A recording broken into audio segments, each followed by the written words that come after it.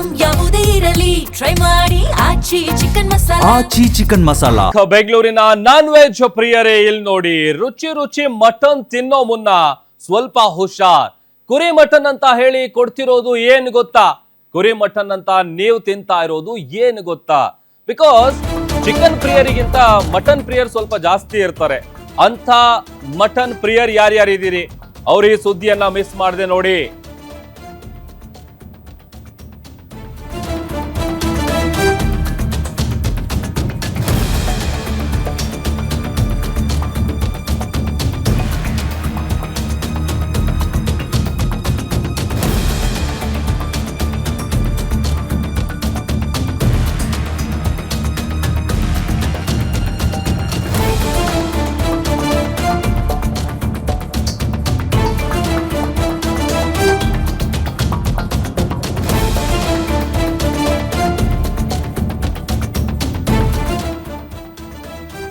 ಬೆಂಗಳೂರಿನ non veg ಪ್ರಿಯರೇ ಇಲ್ಲಿ ನೋಡಿ, ರುಚಿ ರುಚಿ ಮಟನ್ ತಿನ್ನೋ ಮುನ್ನ ಹುಷಾರ್.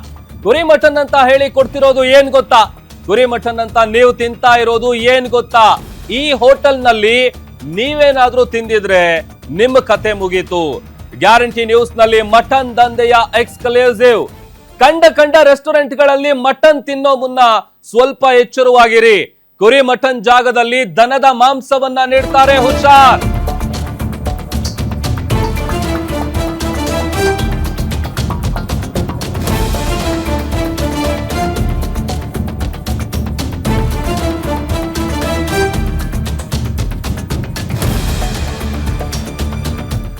ಕಂಡ ರೆಸ್ಟೋರೆಂಟ್ಗಳಲ್ಲಿ ಮಟನ್ ತಿನ್ನೋ ಮುನ್ನ ಎಚ್ಚರ. ಕುರಿ ಮಟನ್ ಜಾಗದಲ್ಲಿ ದನದ ಮಾಂಸ ನೀಡ್ತಾರೆ, ಹುಷಾರ್.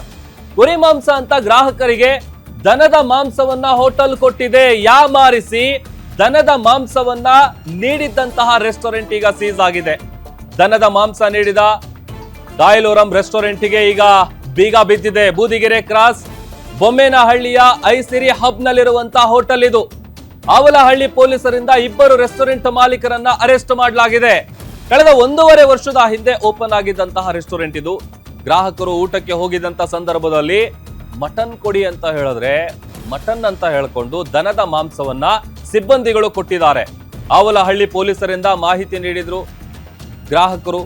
ಜೊತೆಗೆ ಪೊಲೀಸರಿಗೆ ಮಾಹಿತಿ ಬಂದ ಕೂಡ್ಲೇನೆ ಹೋಗಿ ಪರಿಶೀಲನೆ ಮಾಡಿದಂತ ಸಂದರ್ಭದಲ್ಲಿ ಅಲ್ಲಿ ದನದ ಮಾಂಸ ಕೊಟ್ಟಿರೋದು ಪತ್ತೆಯಾಗಿದೆ. ಸದ್ಯ ಆರೋಪಿಗಳನ್ನ ಬಂಧಿಸಿ ವಿಚಾರಣೆ ನಡೆಸಿದಾಗ ಸತ್ಯಾಂಶ ಬೆಳಕಿಗೆ ಬಂದಿದೆ. ಇನ್ನ ರೆಸ್ಟೋರೆಂಟ್ ಅನ್ನ ಸೀಸ್ ಮಾಡಿ ತನಿಖೆಯನ್ನ ಮುಂದುವರಿಸಲಾಗಿದೆ.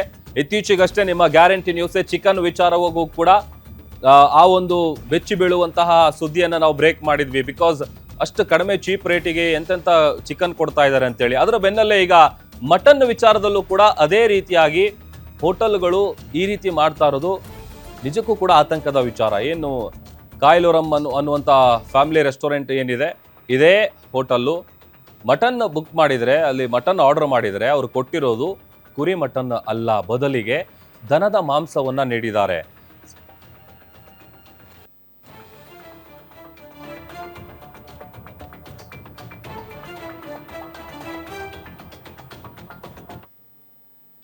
ಮತ್ತಷ್ಟು ಡೀಟೇಲ್ಸ್ ಕೊಡ್ತಾರೆ ನಮ್ಮ senior crime reporter Ajay Kumar live join ಆಗ್ತಿದ್ದಾರೆ. ಅಜಯ್, ನಿಜಕ್ಕೂ ಕೂಡ ಶಾಕ್. ಯಾಕಂತಂದ್ರೆ ಗ್ಯಾರಂಟಿ ನ್ಯೂಸ್ ಬ್ರೇಕ್ ಮಾಡಿತ್ತು, ಅತಿ ಕಡಿಮೆ ಚೀಪ್ ರೇಟಿಗೆ ಚಿಕನ್ ಕೊಡ್ತಾ ಇದ್ದಾರೆ, ಅಥವಾ ಹೋಟೆಲ್ಗಳಿಗೆ ಈ ತರ ಸಪ್ಲೈ ಆಗುತ್ತೆ ಅಂತ. ಬಟ್ ಇಲ್ಲಿ ಮಟನ್ ಅಂತ ಹೇಳ್ಕೊಂಡು ದನದ ಮಾಂಸ ಕೊಟ್ಟಿರೋದು ಯಾವಾಗ, ಏನ್ ಮಾಹಿತಿ ಇದೆ?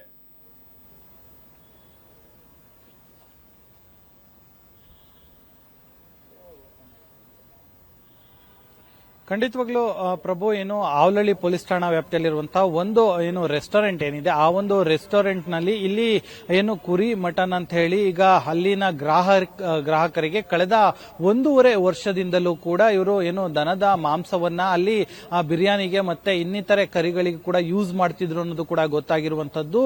ಅಂದ್ರೆ ಜಿಜು ಮತ್ತೆ ಶಿಬು ಅಂತ ಹೇಳಿ ಇವರಿಬ್ರು ಕೂಡ ಹೋಟೆಲ್ ಓನರ್ಗಳು ಅಂತ ಕೂಡ ಈಗಾಗಲೇ ಗೊತ್ತಾಗಿದೆ. ಇವರಿಬ್ರು ಕೂಡ ಕಳೆದ 1.5 ವರ್ಷದಿಂದನೂ ಕೂಡ ಈ ಒಂದು ಹೋಟೆಲ್ ಅನ್ನ ರನ್ ಮಾಡ್ಕೊಂಡ್ ಬಂದಿದ್ರು.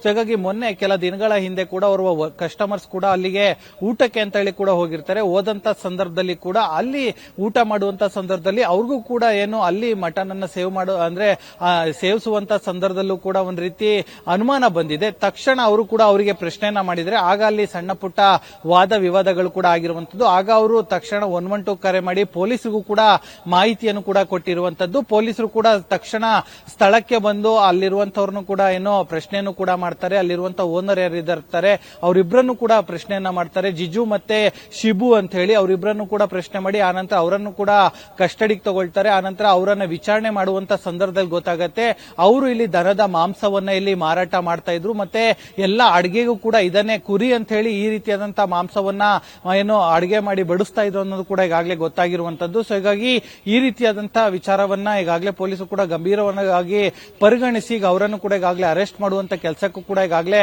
ಮುಂದಾಗಿದ್ದಾರೆ. ಮತ್ತೆ ಇವರು ಈ ಎಷ್ಟು ದಿನದಿಂದ ಈ ರೀತಿಯಾಗಿ ಮಾಡ್ತಾ ಇದ್ರು ಮತ್ತೆ ಬೇರೆ ಬೇರೆ ಕಡೆ ಎಲ್ಲರೂ ಇವರು ಹೋಟೆಲ್ ಅನ್ನು ಹೊಂದಿದ್ದಾರೆ. ಹೀಗೆ ಸಾಕಷ್ಟು ವಿಚಾರಗಳನ್ನ ಒಳಗೊಂಡಿರೋದ್ರಿಂದಾಗಿ ಪೊಲೀಸರು ಕೂಡ ಸದ್ಯ ತನಿಖೆಯನ್ನು ಸಹ ಮುಂದುವರಿಸಿದ್ದಾರೆ ಅಂತಾನೆ ಹೇಳ್ಬೋದು. ಪ್ರಭು, ಓಕೆ, ಥ್ಯಾಂಕ್ ಯು ಅಜಯ್ ನಿಮ್ಮೆಲ್ಲ ಡೀಟೇಲ್ಸ್ಗಾಗಿ.